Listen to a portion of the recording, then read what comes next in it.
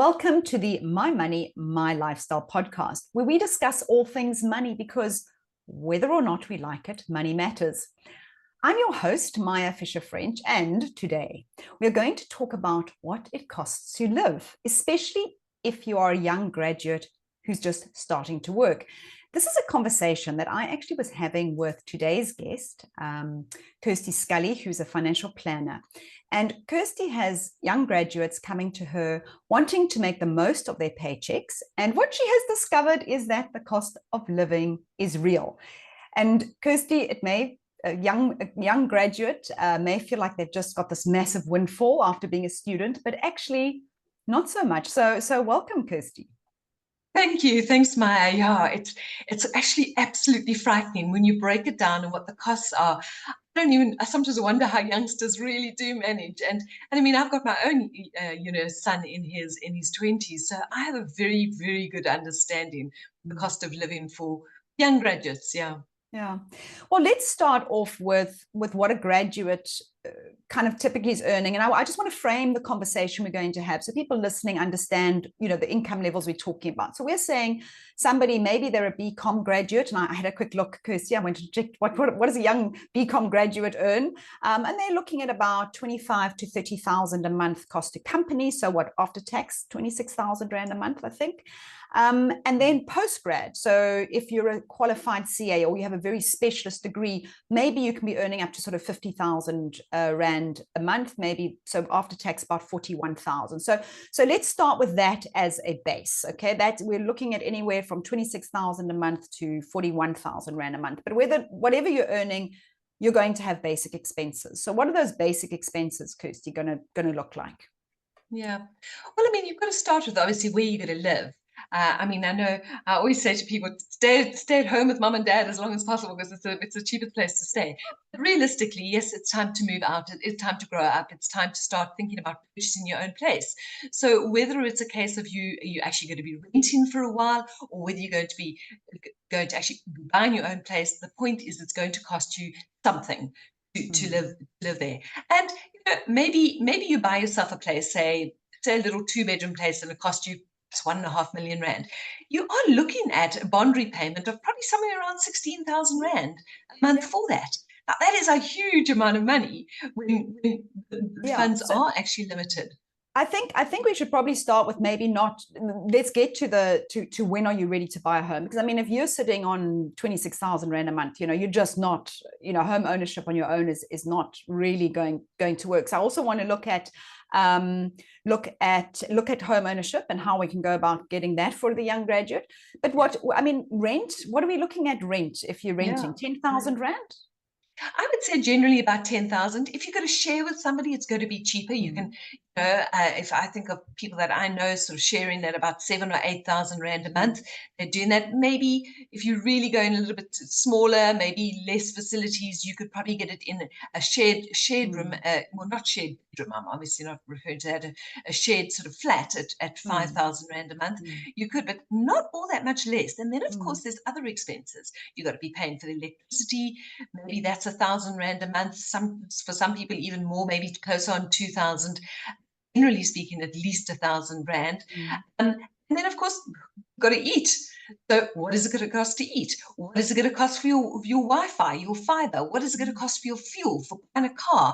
There's numerous things that we can be looking at. And certainly, there are a lot of things that you need to come up with and come up with the finances for that. So, and a lot of those things, it is going to vary from person to person as to what it costs. But I would say there are some sort of really, really middle of the range sort of costing that I've already suggested, and that it's going to cost you. But yeah, well, let's have a look. So I think you suggested sort of maybe 10,000 Rand rent. Again, you can try and get that down. Food, maybe 2.5 a month. Electricity and water, 1,000. You're watching your electricity there. Entertainment, maybe 1,500. Fuel or transport, 2,000 Rand a month. We haven't even bought a car yet, by the way. Yeah. I think you've added in a haircut, 200 Rand, a cell phone, 300 Rand. That's very low, by the way. I think for a lot of people, they're spending more. So I added up your numbers there, Kirsty, and that's already at 17,500. So we're talking 17,500 Rand just for the basics. And we haven't spoken about the car. So, car finance, Yeah, I looked at an entry-level car, second-hand entry-level car, 150,000 Rand, your little Swift, for example. You're still looking at, if you're paying it off over the maximum 72 months, you're still looking at 3,500 Rand a month plus insurance. So call it 4,500 Rand a month. Add that on, and you're now at about 22,000 Rand. Yeah. So interesting you talk about insurance, because I actually did some figures just the other day. And I realized that, in fact, it was in my own situation. I was trying to see about the cost of insurance for my son's car. Um, and it was much cheaper for me to insure his car through my home insurance, because it was all the other things that came with it, and for him to go and just take out car insurance on itself. So maybe that's something that in the very beginning that a young graduate could perhaps do, is actually just get the insurance done through their parents' main insurance, but they still pay for it, just pay them. That's one of the ways that you can actually consider reducing insurance. So there's one example. So I think that's an important point, because of course the insurers are going to say who's the main driver. So we've done the same thing with my son. But we have him as the main driver. We have him as Yes. registered because he's at university, but we just will pay a much higher excess if he has an accident. So the premium is maybe not as high, but we're really hoping he doesn't crash the car, because the excess is very high for a young person. Yeah. You certainly benefit because, especially, for example, if the parents have maybe a bigger home and that sort of thing, so they're paying maybe a couple of thousand Rand a month in insurance, it's going to definitely work out cheaper for them to insure the car than for the person to be insuring it themselves. But of course, we all strive for our independence when we're in our 20s. That's what we want. We want that independence. But yes, independence does cost us money. Absolutely. So I would live at home and get your parents to pay for the car insurance, but maybe not. Maybe your parents will object to all of this. Or for many, because people don't have parents who can support them, and they're having to do it on their own. And I think this car thing is very, very key. I mean, think about it. We're on 22,000 Rand a month, right, at the moment, with rent, food, and car repayments and insurance.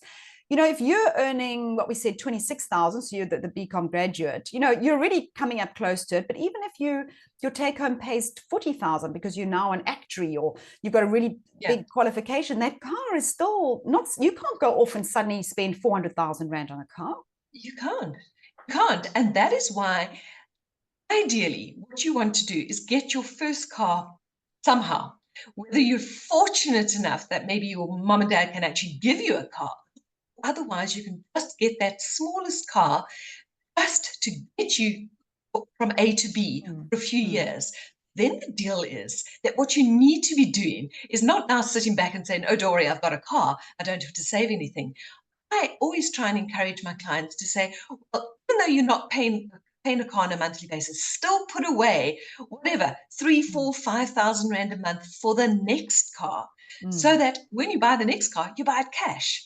Because if you can start buying your cars cash because you've saved for a couple of years towards them, you are not wasting all that money on interest, the repayments that come. So it really is ideal. Of course, that is difficult, because what it does involve is having essentially having the first car as a start.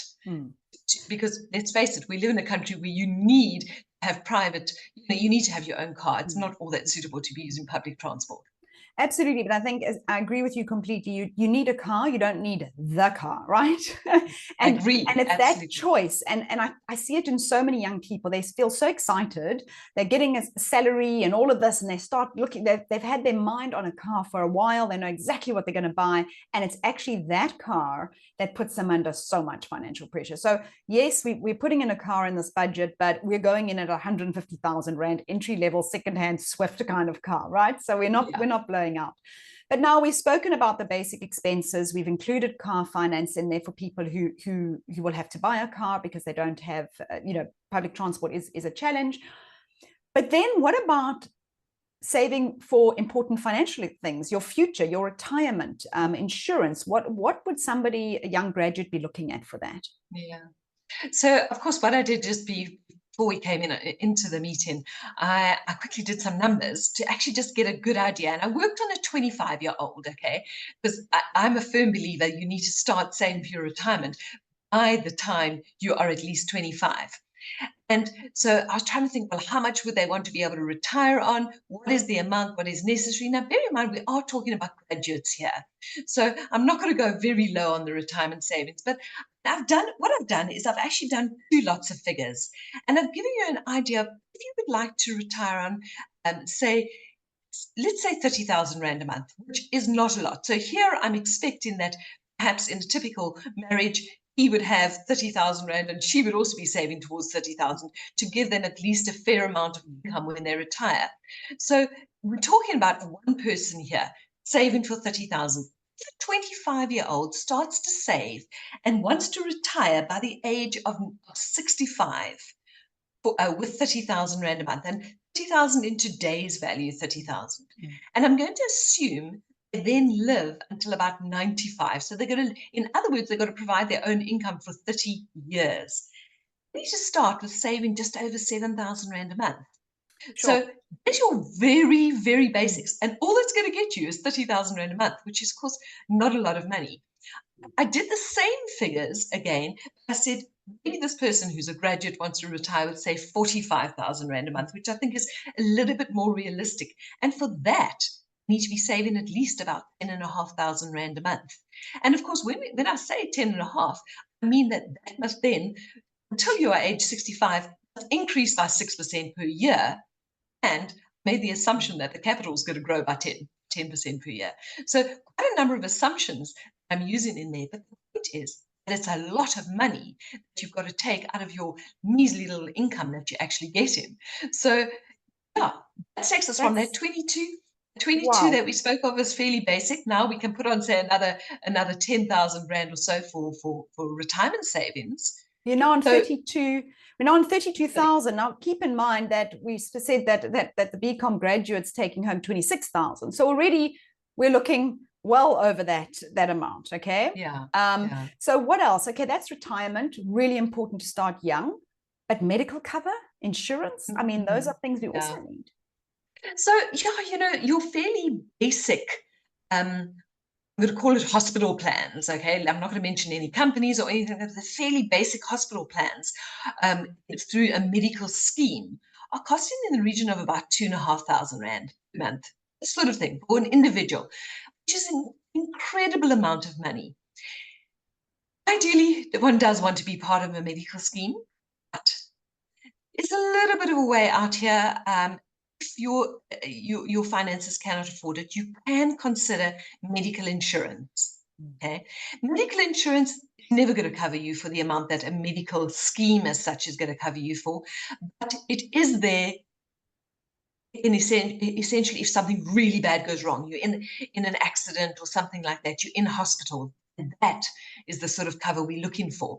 So, and individual insurance for that sort of thing is probably in the region of 600 or 700 Rand a month. So a phenomenal difference between 2,500 Rand a month, bringing it down to 600 or 700 Rand a month. So that is definitely an option that one can look at. Because of course, when we talk about medical schemes nowadays, even them, they don't cover anything near what they should cover. So you should be looking at gap cover as well. So by the time you've taken 2,500 Rand for your medical scheme, plus your gap cover at 350 to 500 Rand, you're looking at 3,000 Rand just on the medical side of things. Okay. And that is why sometimes with people on a smaller income, we'll actually looking at medical insurance. It's a little bit different. I still want to encourage you, by the time one gets to the age of 35, you need to be on a medical aid. Otherwise, you're going to have a penalty for the rest of your life. I think that's such an important point to make, actually. People don't realize that if if you now get to 35, you're now going to start a family and you decide, well, especially if you're a woman, you're going to have baby, you're going to have all those costs. People now say, well, let me get onto a medical scheme. The medical schemes are allowed to apply a late joining penalty. Is that only after the age of 35?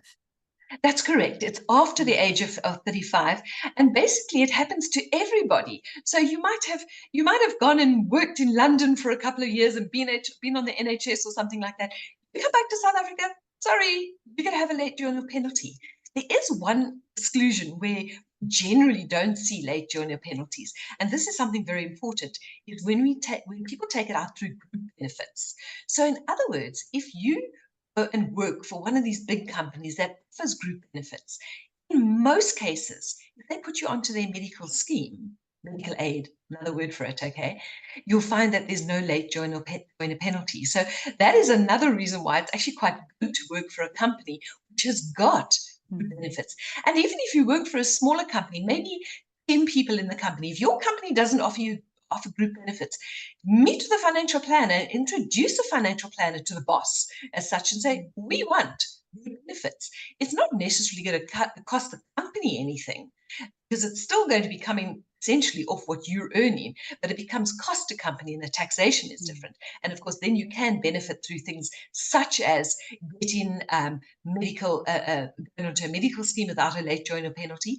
But also, your group benefits like life cover, like income protection, you don't necessarily have to have a medical test done. So you might have a problem with health. Maybe it's you're diabetic or you've got kidney problem or whatever the case is. Under normal circumstances, if you try to take out life cover or income protection in your personal space, you'd have to go through medicals, and they're going to probably say, no, we're not going to give you cover for that, or we're going to reduce your cover, or we're going to charge you more. As soon as you go through group benefits, you don't have that problem. So it is actually better, and generally speaking, a little bit cheaper to go through group benefits as well. I think, and it's so interesting you say all of this, because I get a lot of young graduates saying to me they're actually upset because the companies have these benefits, which they are compulsory, they have to join. So their take-home pay is now slashed by the medical aid, by the retirement, by the life cover, and they feel they don't necessarily need these things. But of course, you do need them, because you don't need them until you need them. And then when you need them, you really need them. So it is important to understand that this is part of adulting. It's part of being, of growing up, of being financially independent, I suppose.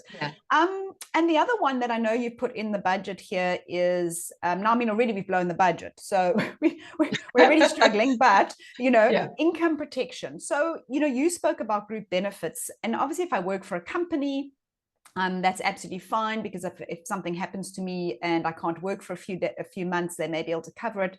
But the biggest risk a young person, of course, risks is future income. If something happens to me as a young person and I will never be able to work again, we don't need life insurance when we're young. We actually need income protection. Yeah. I mean, that's such an interesting point, because, a lot of people come to me and they say, look, you've given us all these ideas, but we can't afford them all. And absolutely. I mean, I realize that we can't all afford them all. So what is the most important insurance to have? And I'm going to say the first thing to have is to make sure you've got a good medical scheme. Okay, because if you get hit by that proverbial bus and you end up in 3 or 4 days worth of ICU, how are you going to afford that? Okay, so number one, medical scheme. Number two, and really following on very closely from the medical scheme, is I want to say is income protection. Okay, forget about the life cover and all that sort of thing. Income protection. And that is to protect your income, so that if you can't work, at least you're going to get an income till, say, the age of 65 or something like that. Because the point is, how are you ever going to save for retirement? How are you ever going to buy a property? How are you ever going to live on a monthly basis if you don't have your income? So that is why it is so, so vital to have income protection. It's going to cover you through to least, I would say, what is considered retirement age, which is normally around about 65. So we've got all of these things. Oh, and of course, you've also got, very important, and we should probably mention this straight up, you put R1,000 a month for emergency cover, emergency fund. I'm a huge believer in emergency funds, for all of the life happens. And I would imagine that if you look over any 3 months within your, say 3 to 6 months of every year, you had some unexpected expense. So that R1,000 a month, putting it away into building an emergency fund, really, really important. The thing with an emergency fund is people often say, but how much? And of course, you can read 10 books and you're going to get 10 different answers as to how much should actually go into an emergency fund. I'm of the belief that absolute minimum, 3 months worth of income, absolute minimum. It would be nice if you had at least 6 months, but you know what? Let's be realistic. To have a year's worth of income is, most people, not exactly going to happen. You've got to be realistic about it. So then it's a case of, well, how much do I really need from in my lifestyle for an emergency fund? The interesting statistic here is that the more electronic goods or items you have your possession, the higher you need your emergency fund to be. So, for example, if you live in a house and you've got a swimming pool pump and you've got electric fencing and you've got an electric gate, all those sorts of things, high automation, there's more to go wrong. And those are the things that cost a lot to repair. So the more automated as such your home is, more your emergency fund needs to be. If you just kind of live in I love that. flat. You know, everyone wants an automated home. It's got it, and you forget these things do break, and those are the costs. So you've got more to break down basically than someone else. So the other option, of course, is not to have all the automated stuff, and then your emergency fund could be smaller, and it'll save you money not buying all the automated stuff. So that's an interesting way of looking at it. No, I don't know about you, but I mean, how many times is the swimming pool pump up on us? Every second year, it feels like we need a new pool pump, or we need, you know what I mean? Or the gate's not working or something. And each time you call out an electrician, it's at least R1,000 just for his call out fee, let alone everything else. So I think obviously, hopefully this graduate that we're talking about at this stage is renting, so they may not have all those sorts of costs, but of course there's still car breaks down.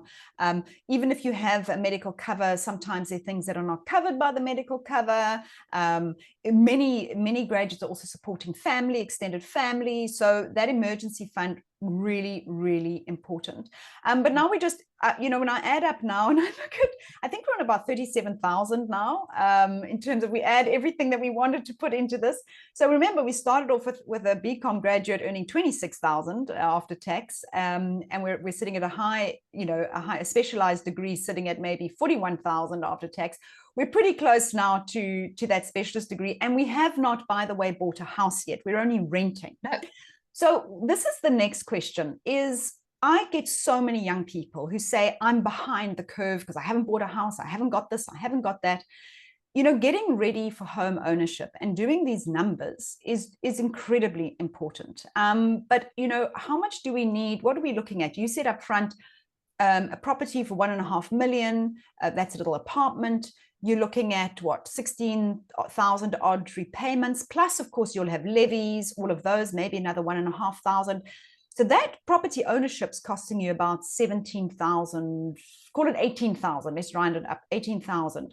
Okay, you won't have to pay the 10,000 Rand rent, but that's adding another 8,000 onto this this bill of ours, this growing bill. Yes. So when I add all of that up, if you're a young graduate, or you're a graduate, you want to start building up things. If you want the house, the car, you want to be saving for your future, you're obviously just covering the basics around food and all of that, you need 45,000 a month. That's actually what the number is, 45,000 a month. We can't have it all. That's quite a number. Yeah. So in fact, I think, what a lot of people do is when they come to see me, they say to me, I want to buy a house. Am I ready to buy a house? And tell you what I do generally is I like to, over a 1-year period, work out whether they're ready to buy a house. And I'm going to explain to you how I do that. So say, for example, you would like to buy a house and it's a little townhouse. It's going to cost you 1.5 million Rand. Now, those are even rare to find. Not a lot, but there are some available at 1.5 million Rand. So we know a repayment of a 1.5 million Rand house is about 16,000 Rand a month over a 20-year period. So imagine if you are busy renting the flat, and the flat is costing you 10,000 Rand a month to rent. So we know that every month you are essentially paying 10,000 Rand there. Now you're short of that 6,000 Rand. What I recommend to my clients to come to see me is take 6,000 Rand addition and put it into almost like a savings account every month, okay, for a whole year, because that means essentially it's the same as your home loan repayment would be. Then on the flat, 6 into the savings account. So you are now paying 16,000 Rand a month. If you can do that for a whole year without touching that 6,000 Rand a month, then it means you've been able to afford a home loan of 16,000 Rand a month. Of course, the beautiful bonus of that is that at the end of that 1 year, you're going to have a bit of money saved, and that can be used perhaps towards a transfer cost, your moving cost, maybe doing some work like doing some work in the bathroom or the kitchen or whatever the case is. A little bit of money. So it is one way to do it. And then the other thing that I like to suggest, that when you do buy a place to live in, I always recommend you try your best to buy at least a 2-bedroom place. And my reasoning for this is because even if you're a young single person, that second bedroom, you rent it out. Just for a couple of years, perhaps before you get married, maybe 3 or 4 years, where you can perhaps get in 4,000 or 5,000 rand a month. And what do? Is obviously towards your bond. So there's a bit of income coming in just to help with those bond repayments, especially in the beginning. Because remember, bond repayment is 16,000 rand a month when you start. It's going to stay, as long as interest rates stay the same, it's going to stay at 16,000 rand a month. Your income is going to be getting higher and higher and higher. Hopefully, it should be. And therefore, it's going to become more and more affordable you to be able to pay 16,000 rand a month. Absolutely. And I think that is the one huge benefit, obviously, of actually owning a home as opposed to paying rent. So yes, in the beginning, you've got this massive jump between maybe the 10,000 rand a month rental and the 16,000 rand bond repayment. But over time, it becomes, your rental would be going up by 10% every year, whereas your bond repayments remain the same. So it is something, but I do think people need to be very aware that they're not going to land up in a situation where they enter home ownership. Oh, Kirsty, the other one is all those transaction fees. People don't realize that there's property tax, there's origination fees on the home loan, there's conveyancing fees, boy, do their banks and lawyers make a lot of money out of buying Absolutely. homes. It's a huge business. And that is why it's so important. You've got to have some money saved. Yeah. You've got to have some money saved. And I think also, Kirsty, just one of the other things that we have not got in here at all is debt repayments. So we're not talking about paying off personal loans and credit cards. So we're just saying those are just not even in these numbers. Those mustn't even enter into your mind. Really, really, really. The longer one can stay away from things like credit cards, into store debt, just don't. As simple as that, just don't. Absolutely. So I think this is really, I've really enjoyed what you've put together here, because I think it just gives people, I hope we haven't left the listeners sort of feeling like, oh, what's the point? I'll never have any money. Whoa, it's so tough. But more to also think strategically. Don't, just because you're now getting the salary and you think suddenly you're wealthy, actually not yet. Your career, you're a graduate, your career is going to grow, it's going to build, you're going to earn more money in the future, but don't sabotage yourself and your future finances by going and now buying the 400,000 rand car, rushing into home ownership, taking out credit card debt, all of those things, because that is what's actually going to set you back. We're rather focus, exactly like you said, on building up some of the retirement funding now. So you've got that compounding, you've got all these things growing for you. I think a lot, you can do so much good for your future self by deciding how you're going to use those first paychecks. Yeah, absolutely. And I think, we don't want to make it sound too depressing. We're just giving the facts. But what it does make me realize when I look through these figures is that it does help. Perhaps if you buy your home with somebody else, okay, your partner or spouse or whatever it is, so that you can actually share those costs, because that makes a phenomenal difference. If you, even things like your Wi-Fi, if you're only paying half the Wi-Fi in comparison to the full amount, it's going to make a big difference. You're paying, it costs the same to run the electricity for a 2-bedroom house, whether there's one person or 2-bedroom or 2 people in the house. So it certainly does help if you can be doing it with somebody else. One of the things that I think is also important to look at is when you're actually trying to decide whether we are ready for this, you need to look at what are interest rates at the time. Okay. Now, I think Maya, you and I have been around for a long time. I remember in 1998 when I was involved with my first home loan, interest rates went up to like 25%. Yep. I bought my first home when it went up to 25%. I remember that. It was a nightmare, an absolute nightmare. And I think what's important is to work out what your home loan repayments will be as it stands at the moment, but also work out will you be able to afford that same home loan repayment if interest rates have gone up by 3%, 4%, 5%. Okay. Because you need to be able to do that. because otherwise we see homes being repossessed. And we don't want that. We don't want that to happen to anybody that we know. I do think that there's a huge advantage to buying property now for this exact reason. We are at the peak of an interest rate cycle. And what very sadly we saw happening was that when the rates were cut so aggressively during COVID, people rushed out and bought. They said, oh, property is now affordable, without thinking, and Kirsty, I wrote so many articles warning people, saying this is a false interest rate. It's not going to stay here. It is going to go up. And we are seeing so many people facing repossession, facing financial difficulty because they made their financial assessments based on the 7%, prime rate. Yes. And that was a fake. And I don't think we're going to be going back there for a long time. But I do think we can say with a fair amount of accuracy that we're probably at the peak. If you can afford the interest rates now, you probably will be able to afford it. We're unlikely to see another 3-4% interest rate increases from here. So I think it's not a bad time to actually consider ownership. But I love what you said about sharing. And I think that is one of the things we're going to see, a big shift we're going to see with young people going forward, is that they will have to live in community shared living spaces.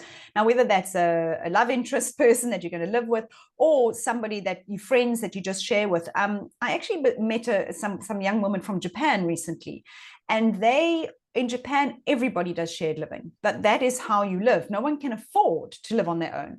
And they have actually blocks where kitchens are shared between 5 people. There's shared living spaces, shared immunity. You just have your bedrooms. And I think it'd be interesting to see that kind of build coming up in the future, sort of young people's sort of apartments and that are built around that, where you can, exactly as you're saying, share all of these running costs, the living costs. If you're sharing them, you have a lot more money for entertainment.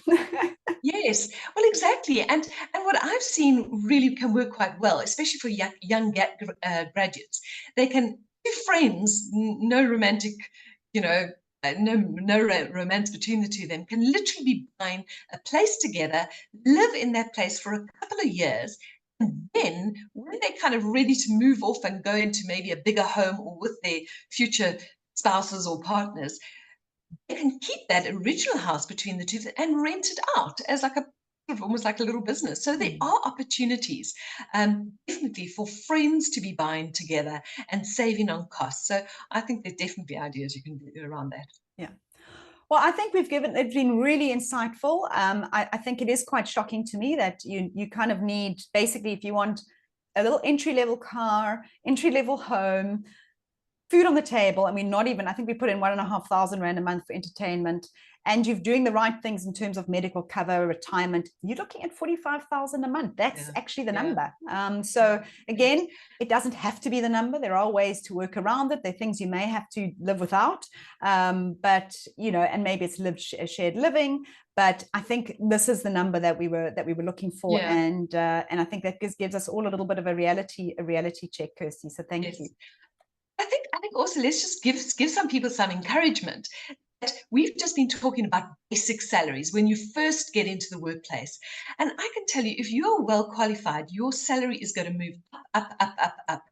Eventually you'll laugh, think, gosh, I wish I could go back to only having expenses of 45,000 Rand a month. Because your salary's gone up, and when our salaries go up, that's when we do spend more money, and they will go up. Brilliant point to end on there, Kirsty, because that is the key thing, right?